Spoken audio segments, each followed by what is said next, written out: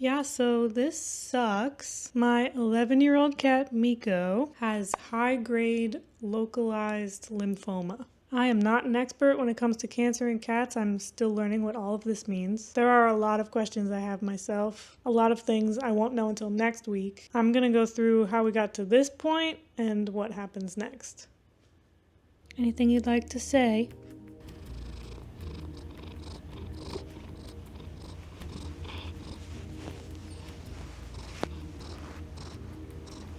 This video will be kind of two parts. I had to clean and sanitize my foster room / office to set it up as a recovery area for Meeko while he's healing from surgery. So I'll talk about my recent fosters and then get into what's happening with Meeko. If you only want to know what's happening with Meeko, just skip ahead.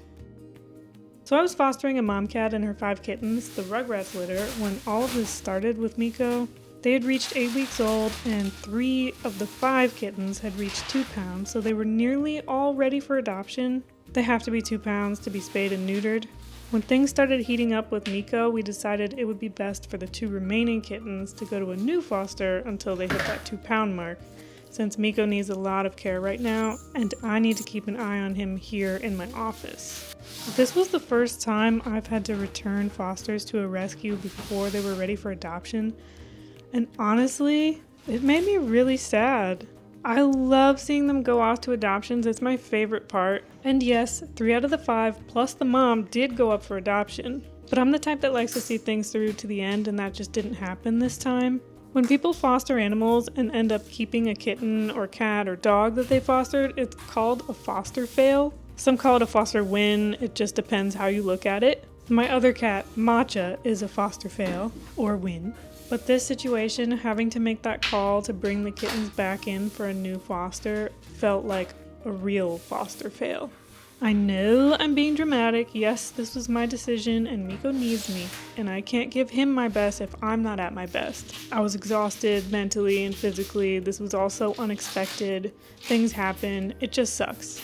So I did all the usual things to clean the foster room, threw out the garbage, swept, mopped, sprayed and wiped down anything that needed it, disinfected. There are some things that can only be kept for so long before they cannot be cleaned anymore. This time I had to toss some bigger things, one of my playpens which got poop on it in a spot where I couldn't clean it off completely, and this little bed cave. That playpen served me well for almost 5 years. I had 2 or 3 that I would take turns using. I think I have 1 left of this size plus 1 really small one. With non-plastic toys, like ones made with fabric, my general rule is I'll run them through the wash in a delicates bag 1 time, and after that I usually have to toss them. I have yet to experience foster kittens that don't get diarrhea at least once. Usually it's Giardia or Coccidia, and it's better to be safe than sorry and get rid of anything that gets really messy in those situations, in my opinion. Once the room was nice and clean, I brought in one of our dog beds that Meeko likes, and a new round bed so he has another option. He doesn't really care about that one though. Now he gets to stay with me while I work so I can keep an eye on him.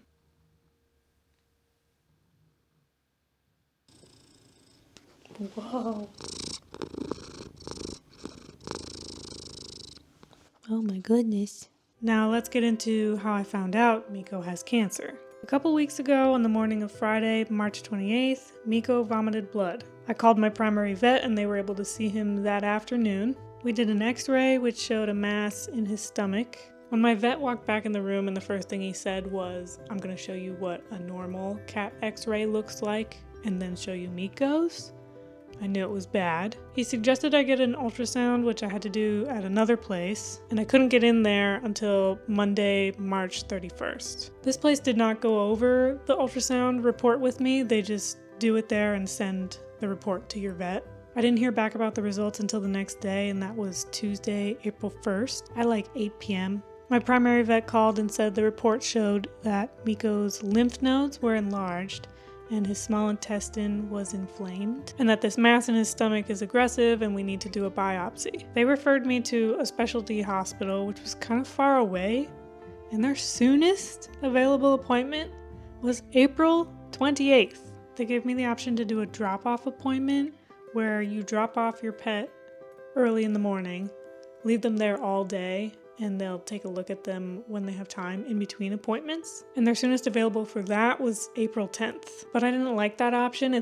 First of all, felt like it was still too far away, and I wanted to be there to talk about it in person. Like I said, I didn't know what we were dealing with. I had a million questions, and every day was just more questions. I reached out to some cat people in rescue to see if they had any recommendations or suggestions of other places I could go to get the biopsy done. I got a lot of leads from that and managed to get an appointment elsewhere for Friday, April 4th. By the way, at that point, it had been 1 week since Meeko vomited blood, and we still didn't know much of anything. I was frustrated, not at the people, not at the doctors, it's not their fault. I was frustrated with the process. It takes so long to get answers. And knowing that it's something serious, it feels like we gotta move fast. So we go to the consultation and the vet says, based on all the information that we have, she's 99% sure Meeko has GI lymphoma, but the chemo could give him a few years to live.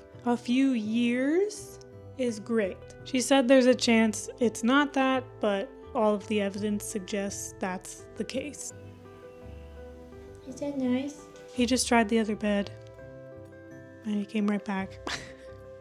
No, he likes the big bed. However, the ultrasound report that we got from that other place was missing a key piece of information, and that was where exactly in his stomach is this mass? Is it close to his intestines, which would require surgery, or is it somewhere else, just on the lining of his stomach, and it would respond to medication and chemo? So they had to do another ultrasound. Those are not cheap.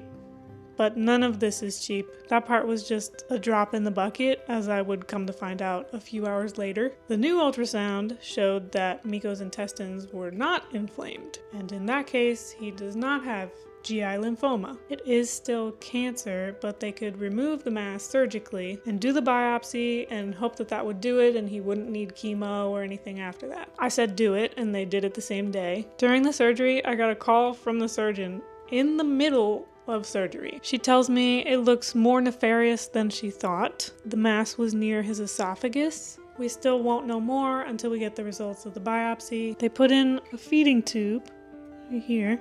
Because a stomach surgery like this, cats don't want to eat, but they need to eat to heal. The feeding tube requires feeding Meeko every 4 hours, and it takes about 30 minutes each time. You have to do it really slow.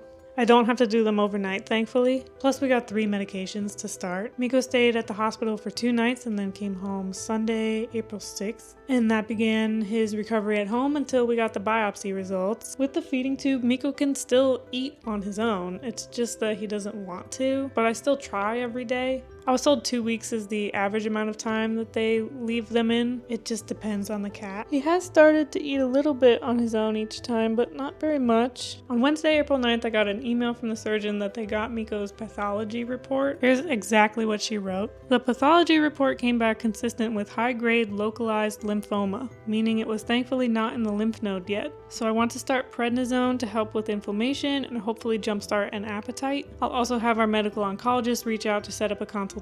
This is one of the cancers that does respond to chemotherapy, but with a very high grade, we're concerned his survival time will not be as long as the low-grade diffuse disease we talked about. I picked up that new medication, prednisone, that night, and now we have a consultation appointment with the oncologist on Monday, April 14th. And that's it. You're all caught up on the squeaks. Meeko's quality of life and the time he has left, however long that may be, is very important to me. This is the 3rd time he's been in the hospital in the last couple years. He's had 2 urinary blockages before this.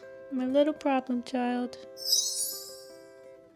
The thing is that one morning when he vomited blood was the only indicator that something was wrong. He was eating normally. He's always very eager to eat, very demanding of his meals. Drinking, normal litter box usage, hanging out in his usual spots. Nothing unusual. I've been reading about other people's experiences with their cats with something similar. It seems like a lot of times it reaches a point where their cat stops eating before they knew something was wrong, and by then it's often too late. Since he's been home, he's fairly happy, all things considered. I mean, he is on a bunch of drugs, so I'm sure that plays a part, but he's purring all day long, he's trying to jump up and down from the bed, which is part of why I wanted him here in my office where I could keep an eye on him. He's not supposed to be jumping. He walks to the door with me like he wants to go out of the room, but I don't want him around the other animals right now. I do not want my younger cat Matcha to mess with him at all, but he seems to be doing really well. His energy level is good, I think, and he's not showing me any signs that he's giving up, so neither am I. The TLDR is my cat vomited blood, and it took 2 weeks to find out what kind of cancer he has, which is high-grade localized lymphoma. The next step is the meeting with the oncologist, and I have 100 questions. The back and forth of, it's not that bad. Oh, it is bad.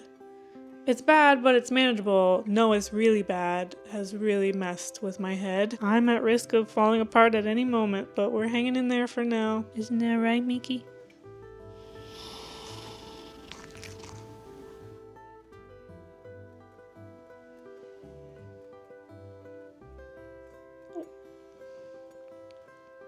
I don't think he likes laying on that side. It's probably uncomfortable because that's where the tube goes in his neck. Yep.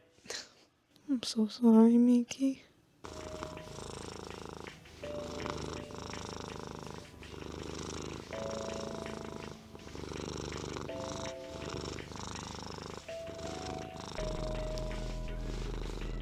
Hey Meeko, can you stop trying to die?